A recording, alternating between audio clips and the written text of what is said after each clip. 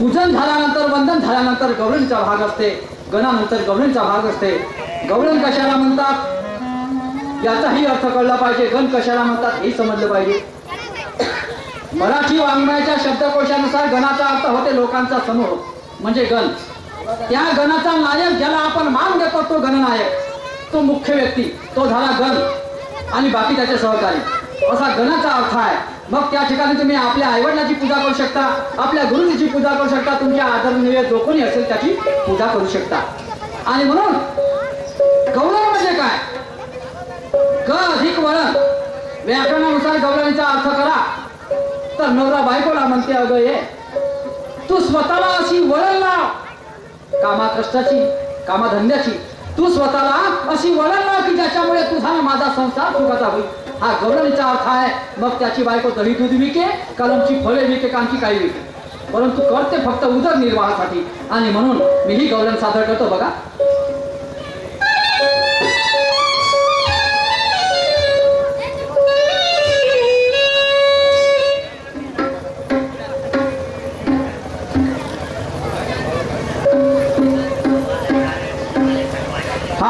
विजय भाऊजी धोटे, मुक्काम हजारीपार,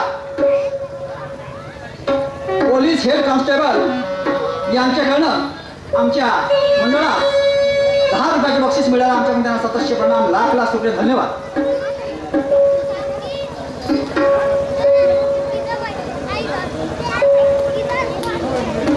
आयुष्यमान रमेशजी गजबे, मुक्काम चिहळी, हल्ली मुक्काम दत्तवाडी, धम्मकेतीनगर, नागपूर यांच्याकडे सुद्धा आमच्या मंडळात 10 रुपये दान आलेला आहे. आमच्याकडून त्यांना सततचे प्रणाम, लाख लाख रुपये धन्यवाद.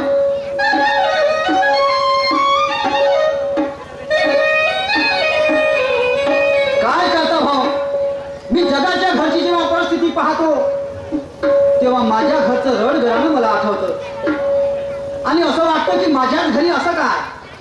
कुणाकुणाच्या बायका इतक्या सुंदर असतात,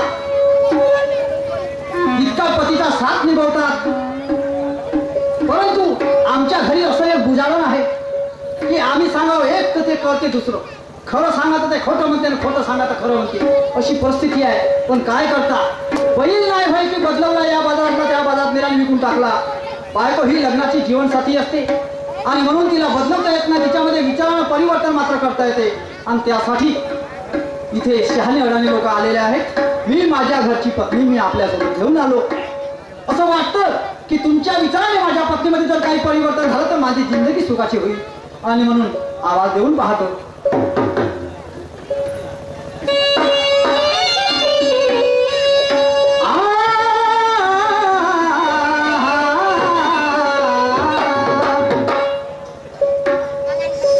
शिला म्हटलं माझे लालाचे नारी, शिला शिला ग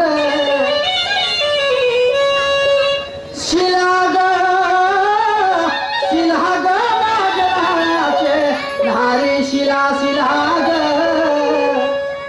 शिला. शिला 2 आवाज झाले, 4 आवाज झाले, पण बायको बोलाले खाली नाही. प्रतिभाताई पाटील राष्ट्रपती आहे का सांगायचं. 30% आरक्षण तर आता मागेच लागू झालं, संसदेमध्ये ठराव पास झाला आणि म्हणून आता बायांनी डोक्यावर चढायची तयारी केली आहे. पण करावं काय, मागल्याला बायको सुधरत नाही आणि मागणे हे शहाण्या माणसाचं लक्षण नाही. मग काय करा, आवाज देऊन पाहतो, पुन्हाही देऊन पाहतो. हरकत नाही. शिला म्हटलं माझे लालाचे नारी, शिला शिला शिला. तुला माझा आवाज नाही आला. शिला कुठं गेली असं. शिला ग शिला ग माझ्या लालाचे नारी, शिला शिला ग. कुठूनच आवाज येत नाही.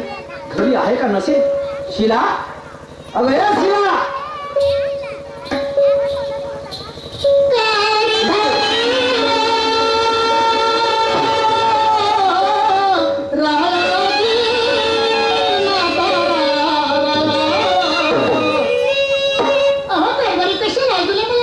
एवढीच मोठी कला आहे बायकाईमध्ये जोरदार.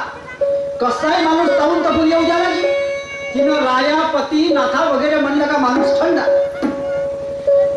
का सांगा, आता असा राग आला होता का झोडपा घ्यावं झोडपा नाही.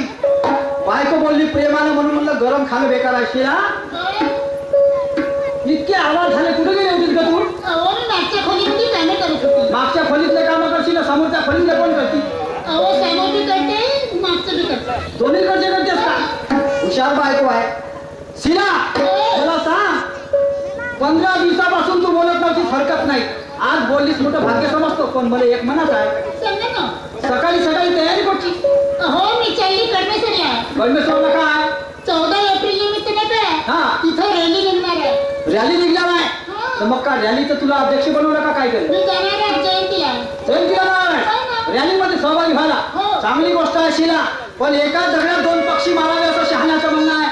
सांगा. म्हणून मला एक सांग, आपला आधी धंदा कशाचा होता? अहो आधी आपला धंदा होता दह्याचा आणि दुधाचा. त्याच्यानंतर कोणता आला? परशुराम साहेबांनी काढलं वांगण भेटवायला मिरचीचं. आणि आता आपण कोणता काढला? पुस्तके विकायचं. पण शिला, पुस्तकी कोणत्या विकायच्या ग? कोणते?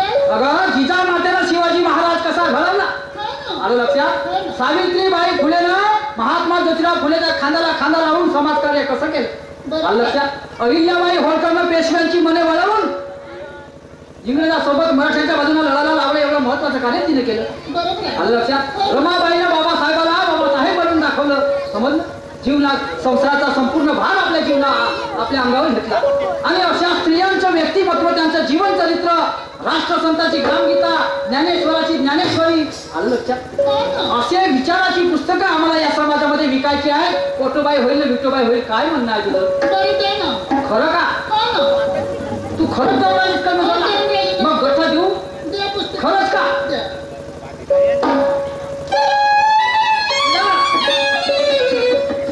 आपण या बॅगमध्ये ह्या बॅगमध्ये काय काय? या बॅगमध्ये 100 पुस्तक आहे, हो काय? एक चटई आहे, चटई. हा, आणि एक शाल आहे. चटई कशाला ना? चटई कशाला? बायकाने एवढे समजत नाही. मला सांग, तू दुकान लावायची, पुस्तकाचं दुकान लावशील, स्टॉल मारशील, तर का आता मातीमध्ये गागऱ्यामध्ये मारशील का? नाही नाही नाही. मग नंदेचं चटई हात करून मी उतानी नाही हो तसं. त्या बहिमाता. मग तुला एवढं समजायला पाहिजे का चटई कशासाठी, म्हणून त्या पुस्तकात चटईवर ठेवायच्या आणि त्याच्यावर आपण बसायचं. नाही हो, चटईवर पुस्तक आता ठेव. चटईवर पुस्तकावर नको बसतो, पुस्तकात दिसतील कसे शिला. ए, मग आपला विक्रा झाला, त्या रॅलीमध्ये सहभागी होशील, आलं लक्षात? जो काही आनंद लुटत जातो लुटशील, आणि लवकर घरी यायचं सकाळ बका. बरं मग सायंकाळी व्हायच्या पहिलेच येईन. कडमेश्वरचे जवान जवान पोरं मोठे चिडीमारी करतात बरं, म्हणून म्हणतो लवकरच घरी यायचं, जास्त उशीर नाही लावायचा, अंधार पडायच्या आधी घरी येऊन जा. हो ना. ठीक आहे? दिवस बुडायच्या पहिलेच येईन. हा, जाशील मग आता. हो ना. ठीक आहे? ठीक आहे. जा, पण मला एक सांग, माझ्यासाठी काय आणशील शिला? तुमच्यासाठी हो, केरानी. केरो. माझ्यासाठी केरा आणि म्हणते, म्हणजे मी केरं नाही खाल्ले. तर अहो, अशी वस्तू आणतो का जी मी नाही खाल्ली, किंवा मला आवडते अशी वस्तू आणतो? मला तुमच्या आवडते मनपसंत चिकन का आणली? चिकू आणा. हा, चिक्कू आणजो, पण जरासे टाईट वाले आणजो, रफ वाले. बरं. फेसन फेसन नको आणजो. आलं लक्षात? मग जामीन तू आता. बरं जाते. ठीक आहे? जा आता. Bye bye. See you. इले म्हणते येलपाळी राजा नवऱ्याले म्हणे जाता. Tata bye bye. आजकालच्या बाया खूप शिकून घेतलं. आता बायको 15 दिवसापासून बोलत नव्हती तर हिनं स्वयंपाक पाणी केला असेल का? भलेही आहे 15 दिवसाचा उपवास, पण हिने डोंगरे भाऊसाठी काही नाही काही केलंच असेल, म्हणून मी जाऊन पाहतो, हा हुडकून पाहतो, तरी बायको येते.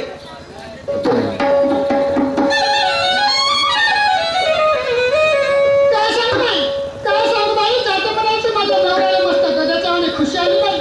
शिवाजीच्या घोड्याच्या वाणी एका पायावर तयार झाला बाई माझा नवरा. माझी बायको जाते, माझी बायको जाते, पण मी काय जाते घरामध्ये जाते बाई, चांगला 20 किलोचा गंजा बिचवते, 80 मिनिटची बटन दाबून मस्त सिटी पाहिजे ना, टोंगराला सगळं पोरा करा सूप लागते, मग पोसार का नेट लागते का सूप लागते.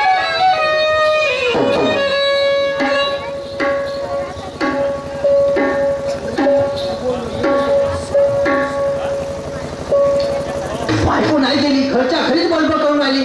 शिला अवय तो अजून नाही गेली.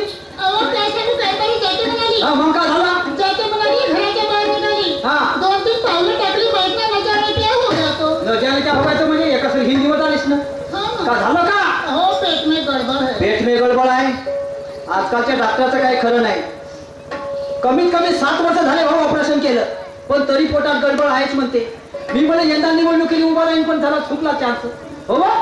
मला एक म्हणत वाटते कसं? अहो नुसतं तब्येत वाटते, चक्कर आल्याला वाटते. चक्कर आल्यामुळे वाटते. चक्कर असते तुम्ही चालत जा. मी जाऊ. मी काय म्हणते, हा. नवरा करते बायकोचं काय, बायको करते नवऱ्याचं काय, बायकोची प्रकृती अगदी बिघडली आहे या बाळची तब्येत बरी